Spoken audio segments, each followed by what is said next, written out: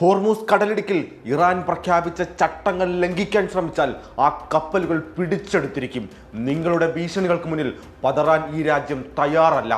അമേരിക്കയുടെ ഇരട്ടത്താപ്പിനും ഭീഷണികൾക്ക് മുന്നിൽ മുട്ടുമടക്കാത്ത ഒരു രാജ്യത്തിൻ്റെ ഉറച്ച ശബ്ദമാണ് കേട്ടോ ഇത്. സമുദ്ര ഉപരോധങ്ങളിലൂടെ ഇറാനെ ശ്വാസം മുട്ടിക്കാൻ ശ്രമിക്കുന്ന വാഷിങ്ടന്റെ ഗൂഢതന്ത്രങ്ങൾ ഓരോന്നോരോന്നായി അവർ പൊളിക്കുകയാണ്. അതിലെ ഏറ്റവും അവസാനത്തെ എപ്പിസോഡാണ് ഇന്നലെ ഹോർമൂസ് കടലിടുക്കിൽ നാം കണ്ടതും.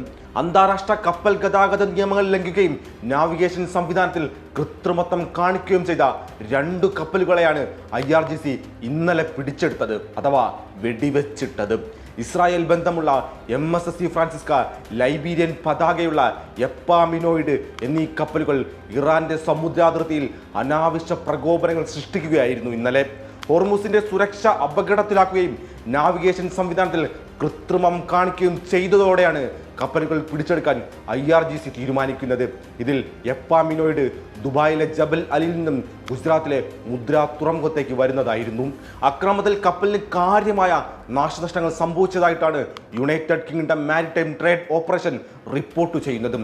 ആവർത്തിച്ചുള്ള ഞങ്ങളുടെ മുന്നറിയിപ്പ് മറികടന്ന് ഹോർമൂസിന്റെ സുരക്ഷയും ക്രമസമാധാനവും തടസ്സപ്പെടുത്തുന്ന കപ്പലുകൾക്ക് നേരെ കടുത്ത നടപടി ഉണ്ടാകുമെന്നും തന്നെയാണ് IRGC ഇതിലൂടെ ലോകത്തിന് നൽകുന്ന കടുത്ത സന്ദേശം. ഹോർമൂസിലൂടെയുള്ള യാത്രയ്ക്കുള്ള പാസ് ഇനി നൽകുന്നത് ഇറാൻ ആയിരിക്കുമെന്ന് ലോക പോലീസിനെ അവർ ഇന്നലെ വീണ്ടും ഒന്നും കൂടി ഓർമ്മിപ്പിച്ചു. നേരത്തെ 3 കപ്പലുകൾക്ക് നേരെയും ഹോർമൂസിൽ ഇറാൻ വെടിയുതിർത്തിരുന്നു. കപ്പലുകൾ രഹസ്യമായി ഹോർമൂസ് കടക്കാൻ ശ്രമിക്കുന്നതിനിടയിലാണ് IRGC നാവികസേനയെ പിടികൂടിയതും വെടിവെച്ചതും. ഇതിനിടയിലൂടെ മറ്റൊരു കാര്യം കൂടി സംഭവിക്കുന്നുണ്ട് കേട്ടോ. US പ്രസിഡന്റ് ഡൊണാൾഡ് ട്രംപ് വെടിനിർത്തൽ നീട്ടിയതായി പ്രഖ്യാപിക്കുന്നു. പക്ഷേ അത് പ്രഖ്യാപിക്കുമ്പോഴും മറുവശത്ത് ഇറാന്റെ തുറമുഖങ്ങൾ ലക്ഷ്യമിട്ടുകൊണ്ട് നാവിക ഉപരോധം അവർ തുടരുകയാണ്. ഇതെന്തു തരം സമാധാനമാണ്? അമേരിക്ക ലോകത്തോട് ഇതിന് മറുപടി പറഞ്ഞേ മതിയാകൂ. പാകിസ്ഥാൻ പ്രധാനമന്ത്രി ഷഹബാസ് ഷെരീഫും സൈനിക മേധാവി അസീം മുനീറും ഇടപെട്ട് സമാധാന ശ്രമങ്ങൾ നടത്തുന്നുണ്ടെങ്കിലും അമേരിക്കയുടെ ആത്മാർത്ഥതയില്ലാത്ത നിലപാടുകൾ കാര്യങ്ങൾ വഷളാക്കുകയാണ്. ഇറാൻ ഒരു യുദ്ധം ഒരിക്കലും ആഗ്രഹിക്കുന്നില്ല, മറിച്ച് മാന്യമായ ഒരു രാഷ്ട്രീയ പരിഹാരമാണ് അവർ ലക്ഷ്യമിടുന്നത്. എന്നാൽ സമാധാനത്തിന്റെ ഭാഷ മനസ്സിലാകാത്തവർക്ക് പ്രതിരോധത്തിന്റെ ഭാഷയിൽ മറുപടി നൽകാനും ആ രാജ്യം ഒട്ടും മടിക്കുന്നില്ല കേട്ടോ.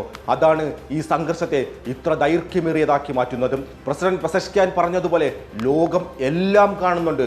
ഭീഷണികൾക്കും ഉപരോധങ്ങൾക്കും ഇറാനെ തടയ്ക്കാനാവില്ലെന്ന് അവർ വീണ്ടും വീണ്ടും തെളിയിക്കുകയാണ്. ഹോർമൂസ് കടലിടുക്കിലെ ഓരോ തിരമാലയും പറയുന്നത് ഇറാന്റെ പരമാധികാരത്തിന്റെ കഥ തന്നെയാണ്. രാഷ്ട്രീയ പരിഹാരമാണോ അതോ സംഘർഷമാണോ വേണ്ടതെന്ന് തീരുമാനിക്കേണ്ടത് അമേരിക്ക തന്നെയാണ്.